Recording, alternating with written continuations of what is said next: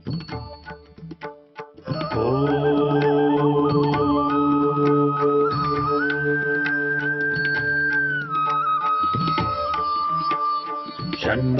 मित्रः शं वरुणः शन्नो भवत्वर्यमा शन्न इन्द्रो बृहस्पतिः शन्नो विष्णुरुक्रमः ॐ शान्ति शान्ति शान्तिः।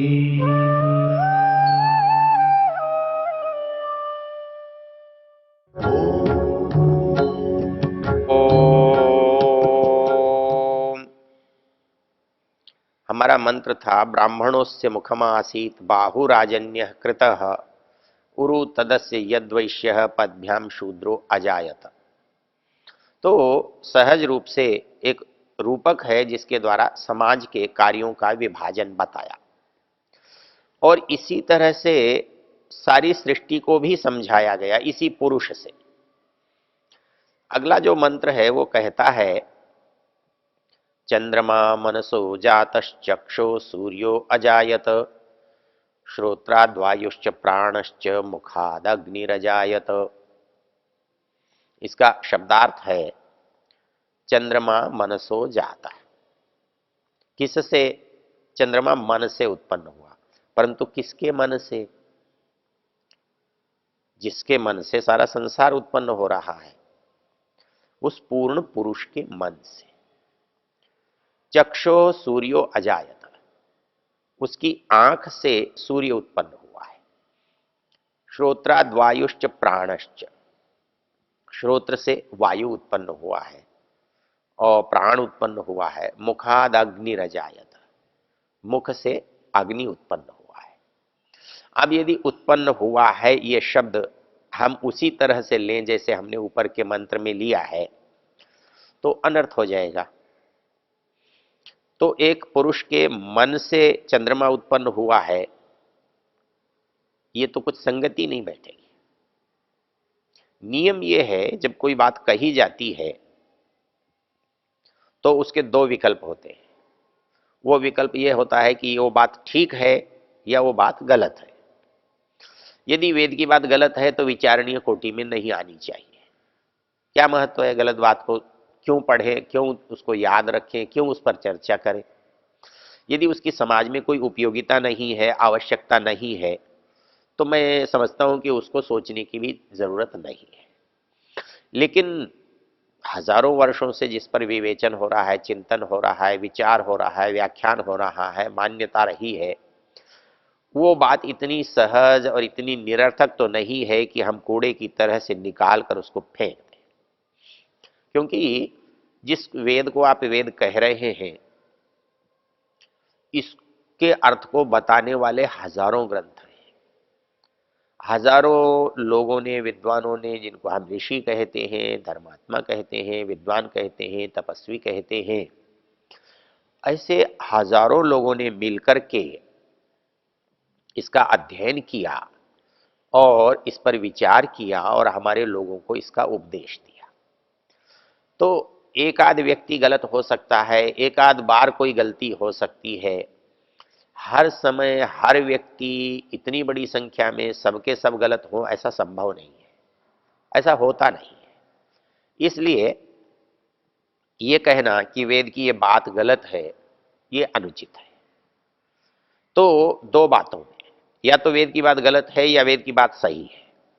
तो पहली बात खंडित हो जाती है कि वेद की बात गलत हो सकती है। गलत होती तो उसे सारे ही गलत कहते और उसकी चर्चा ही क्यों करते, उसको अपना विषय ही क्यों बनाते, और फिर इतने लंबे समय तक इतने बड़े समुदाय में उसकी चर्चा क्यों होती? कोई मूर्ख लोग तो थे नहीं। इसलिए ये बात समाप्त है कि वो अनुपयोगी है, अनुचित है, अनावश्यक है, मिथ्या है। इसका मतलब उपयोग तो है। अब दूसरी बात, उपयोग है तो फिर आज उसको गलत साबित क्यों किया जा रहा है? इसकी मुख्य बात यह है कि हमको क्या उसके संदर्भों में हमने उसे समझा है। वो यदि सही है तो अब एक ही बात बचती है, या तो बचती कि वो गलत होती, वो गलत है नहीं, तो दूसरी बात बचती है हम गलत हैं, अर्थात हमने उसको ठीक समझा नहीं। इसका सबसे बड़ा प्रमाण कि समझने वाले अलग अलग तरह से समझ और समझा रहे हैं। यदि सब समझे होते तो सबकी समझ एक जैसी होती, सब एक ही बात को कहते होते। ऐसा नहीं है, इसको किसी ने कुछ समझा है, किसी ने कुछ समझा है, किसी ने कुछ समझा है। तो वस्तु के गलत होने का प्रश्न नहीं है, ये जो समझने की भिन्नता है इसका कारण जानना चाहिए। इसका कारण, एक सबसे बड़ा कारण है कि हमने उस वस्तु को उस संदर्भों में नहीं देखा जिस संदर्भों में वो वस्तु कही गई है। इस बात को जब आप देखेंगे, चंद्रमा मनसो जातः चक्षुः सूर्यो अजायत, मोटी सी बात है, हमें एक पुरुष से इस दुनिया को समझाना है। दुनिया की कौन सी चीज इस पुरुष के अंदर की चीज से समानता रखती है, कौन सी चीज इसके गुणों से समानता रखती है, तो हम ये समझ सकते हैं कि संसार जब पुरुष है, ये संसार पुरुष जो है उस ईश्वर पुरुष के कौन से स्तर से, कौन सी बात से, कौन सी चीज प्रभावित है। अर्थात उसके अंदर हम एक मनुष्य को समाज में शरीर के रूप में देखते हैं। हमने पहले आपसे निवेदन किया था, इसको समझने का एक सूत्र है, यत पिंडे तत् ब्रह्मांडे। अर्थात एक कण को समझ लीजिए, सारी सृष्टि आपकी समझ में आ जाएगी।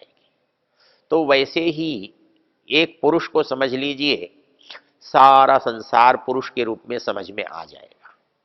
तो हमारे पास आंख है तो संसार में आंख क्या होगी, क्योंकि आंख है तो संसार में जरूर इसका कोई संबंध होना चाहिए। क्योंकि आप देखेंगे कि केवल आंख होने से किसी को दिखाई नहीं देता, आंख भी चाहिए, सूर्य का प्रकाश भी चाहिए, तब देखने वाला इसे देख सकता है। देखने वाला न देखना चाहे तो दोनों रहे तो भी नहीं देख सकता, वो तो सो गया। सो गया तो सूर्य क्या दिखा देगा और आंखें क्या दिखा देंगी। तो देखने वाला देखना चाहता है, उसके पास दो साधन सतत चाहिए। न तो केवल सूर्य होने से यदि दिखाई देता तो अंधे लोगों को दिखना चाहिए, ऐसा तो है नहीं। और केवल आंख होने से दिखाई देता तो आंख हमारे पास रात को रहती है, अंधेरे में रहती है, लेकिन दिखाई नहीं देता। तो देखने वाले की इच्छा के साथ दो बातें जुड़ी हुई हैं, एक तो बाहर सूर्य का प्रकाश चाहिए और हमारे अंदर आंख चाहिए। तो इन दोनों में संबंध है, दोनों में समानता है। तो जब एक बड़े पुरुष की कल्पना करेंगे तो उसमें भी तो आंख चाहिए। तो जो काम आंख मेरे शरीर में कर रही है, वही काम संसार में जो वस्तु कर रही है, मैं उसे आंख मानता हूं, आंख समझता हूं, आंख कहता हूं। तो इसलिए उसने कहा चक्षुः सूर्यो अजायत। इसी तरह से मन चंद्रमा मनसो जाता है। एक मनुष्य का मन जिस तरह से चंचल है, जिस तरह से चिंतक है, जिस तरह से चलता है, वो संसार में वो बात कहाँ है। तो हमें लगता है कि वो बात चंद्रमा में है। इसको प्रभाव दिखाने के लिए हमारे वैज्ञानिकों ने एक बात और खोज के निकाली है, उससे चंद्रमा का और मन का एक साम्य पता लगता है। वो साम्य कैसे पता लगता है कि चंद्रमा जब जब बढ़ता है, चंद्रमा की कलाएं बढ़ती है, वैसे वैसे समुद्र बढ़ता है और वैसे हमारा मन भी वैसे ही बढ़ता रहता है।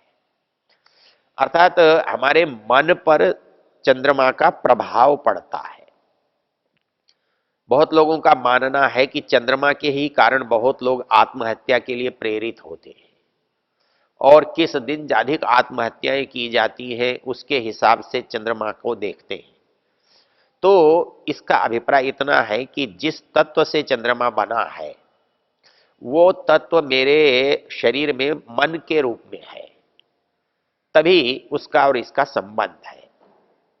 तो यहां कहा गया चंद्रमा मनसो जातः चक्षुः सूर्यो अजायत श्रोत्राद वायुश्च प्राणश्च मुखाद अग्निरजायत। इसी तरह श्रोत्राद वायुश्च प्राणश्च, श्रोत्र से वायु और प्राण उत्पन्न होता है, और मुखाद अग्निरजायत, अर्थात हमारे अंदर जो चीज हमें जिंदा रखे हुए है उसको हम आग कहते हैं, उसको हम ऊर्जा कहते हैं, उसको हम अग्नि कहते हैं। तो संसार में जो ऊर्जा है हमें उन पदार्थों से मिलती है।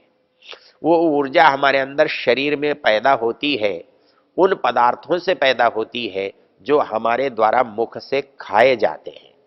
उन मुख से डाले गए पदार्थों को हमारे शरीर की जो अग्नियां हैं वो पचाती हैं और अग्नि को पैदा करती है।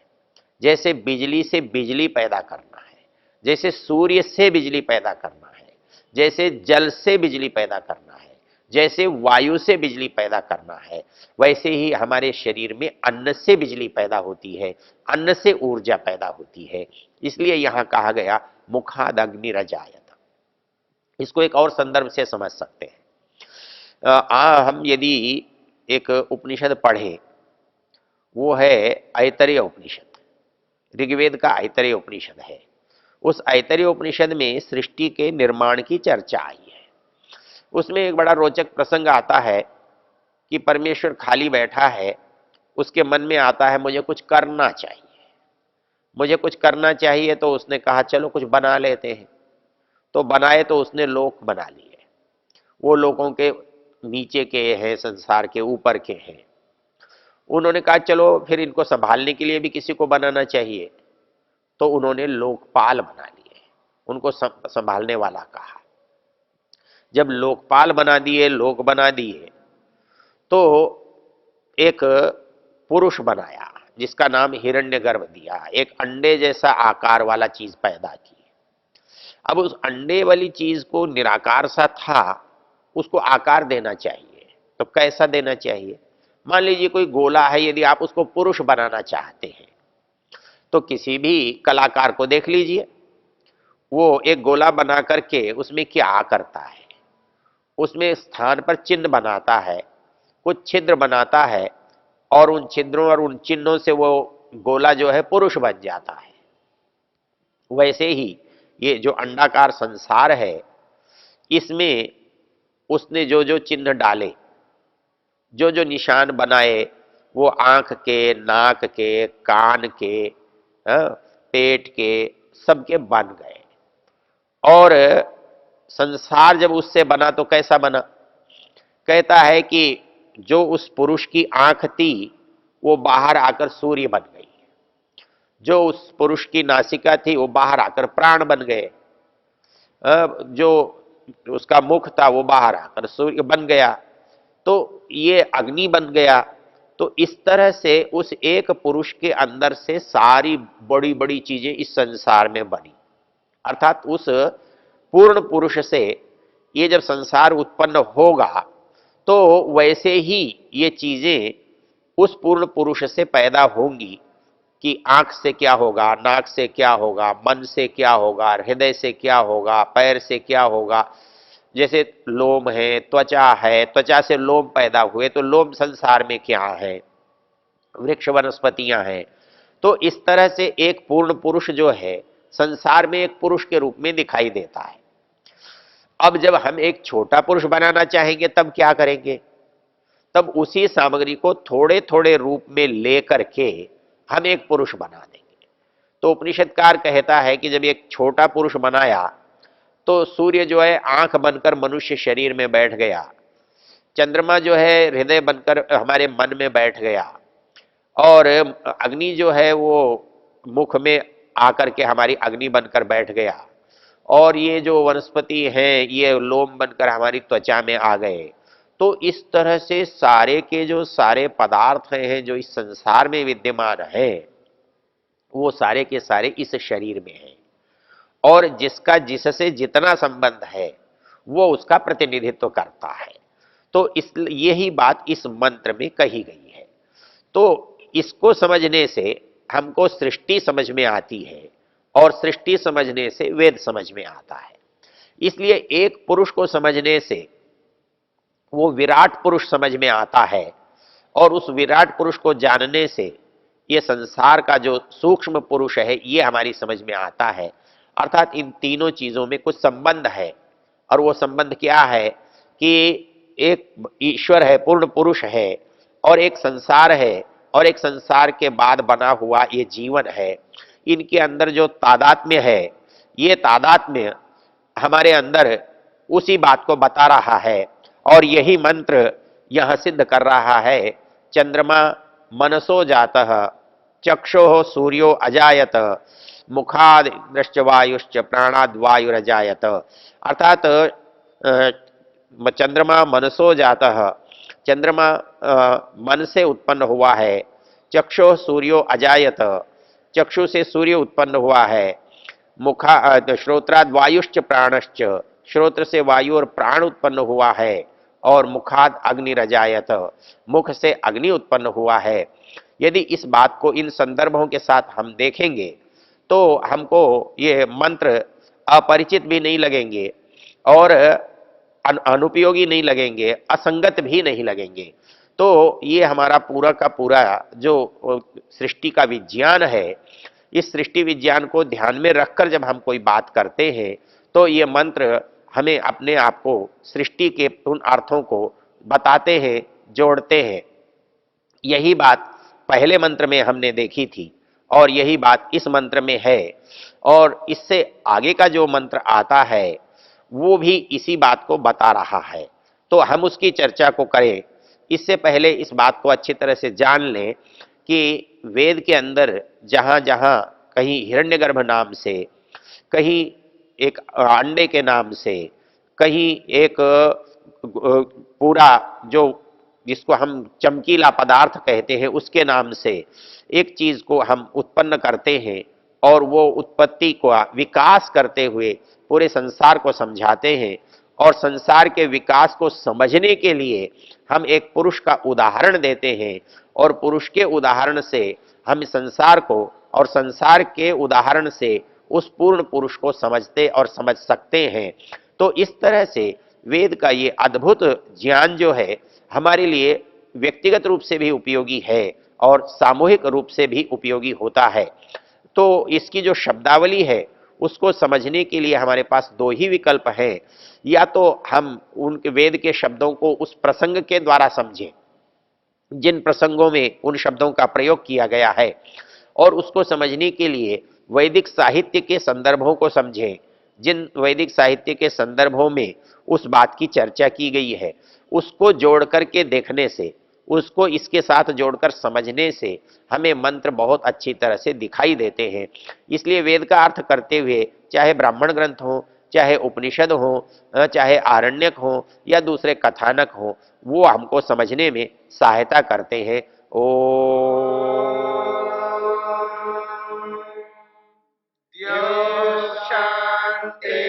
शांतिरंतरिक्षं शांति पृथिवी शांतिरापः शांतिरोषधयः शांतिः वनस्पतयः शांतिर्विश्वे देवा शांतिर्ब्रह्म शांति सर्वं शांति शांतिरेव शांति क्षमा शांतिरेधि। ओम शांति शांति शांति।